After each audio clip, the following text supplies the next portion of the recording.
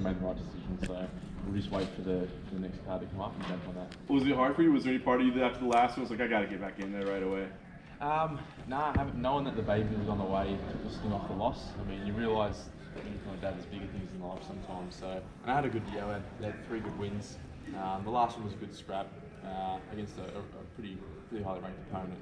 So yeah, so I took the sting off it, and good time of the year around Christmas, and just had a break. So yeah, getting back into training slowly now, but yeah, trying to avoid the dad bod. What's the timetable like moving forward? I mean, how much time do you want to take off with the baby? I mean, and when do you see yourself fighting again? I mean, obviously got to chop out and pull my weight the first few weeks, but I was going to be back training this week. But I've got a little bit of an injury to my knee, so probably next week start doing 1 a day, get the fitness back up, and then we'll just see what's in the cards. Try and pick a good card, maybe fight in Asia, or something back in Australia, mid-year hopefully, and then jump back on that.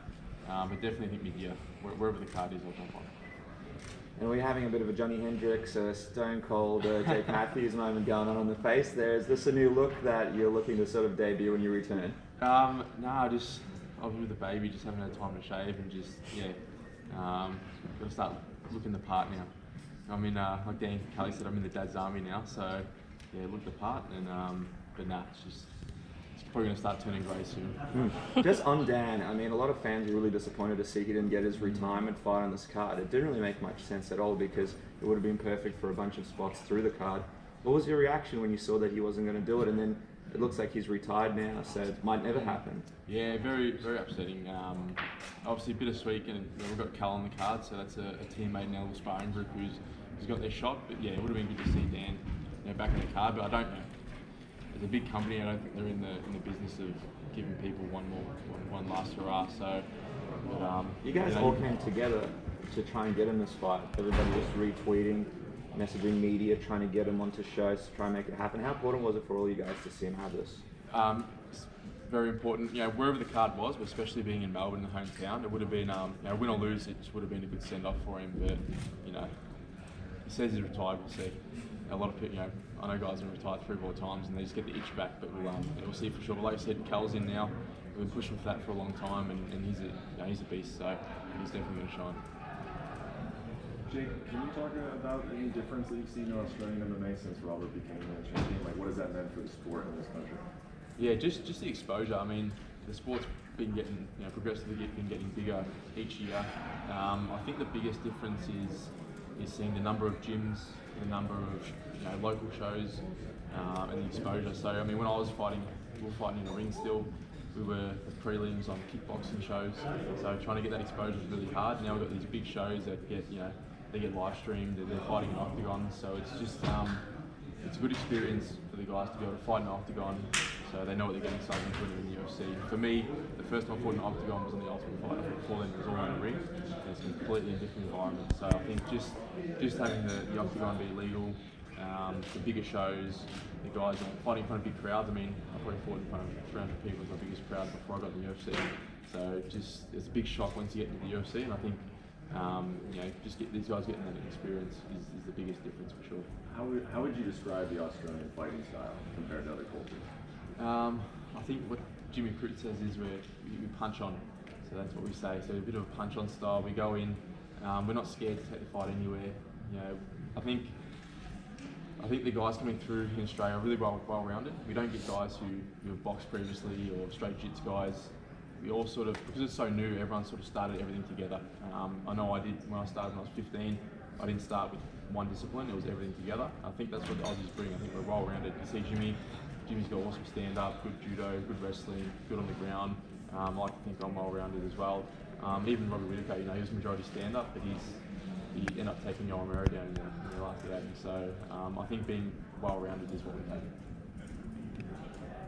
Being a father keeps you busy for sure, but do you keep tabs on the division, and is there anyone that stands out right now in your division? I haven't actually. Like you said, it takes up a lot of the time.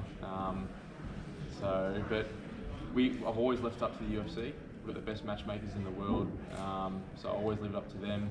If I can pick where I fight, obviously now having a baby would be good, but I've always said, leave it up to the matchmakers. They've never let me down. They've always given me good matchups. Win or lose, it's always been a fight that is going to test me, but also one that I always believe I can win. So again, we'll live up to them and see what they think. Anthony Pettis is an exciting new addition to the division. How do you think this fight with Stephen Thompson is going to go, and how do you think he will fare in the welterweight? Yeah, I mean, he's obviously, I saw him in Adelaide. He's actually a big dude. He puts on a lot of weight.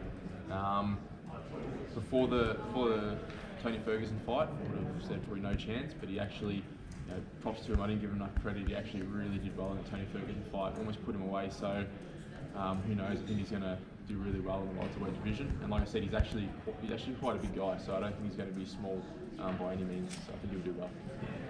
Got any cool or funny bad stories already? Just I got shut on for the first time the other day. That's about it.